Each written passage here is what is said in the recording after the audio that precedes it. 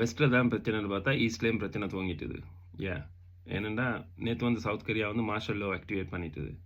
Marshal லோன்றது எமர்ஜென்சிக்கு போடுறது.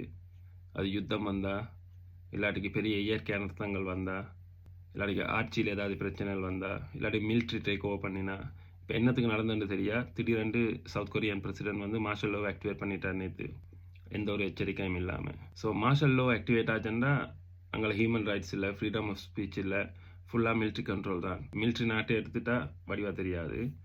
ஆனால் இது வர்றதுக்கான சான்சஸ் இருந்துச்சு. ஏனெண்டா நாங்கள் முதல்ல ஒரு வீடியோன்னு பார்த்துறாங்களே, நான் கிம் வந்து எல்லா பிரிட்ஜ் அண்ட் ரோடுகளையும் பிளாஸ்ட் பண்ணிக்கணும் வந்தவர், சவுத் கொரியாவோட இருக்கிற கனெக்ஷன் எல்லாத்தையும் டிஸ்கனெக்ட் பண்ணிக்கணும் வந்தவர், ஏன்னா தர மூலமாக இருக்கிறதில்ல.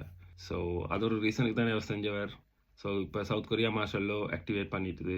ஸோ யுத்தம் வரப்போதா, இல்லாட்டிக்கு மிலிட்ரி டேக் ஓவர் பண்ணிட்டுதா நாட்டை தெரியா. எனக்குண்டா அது பார்க்க யுத்தம் கொண்டு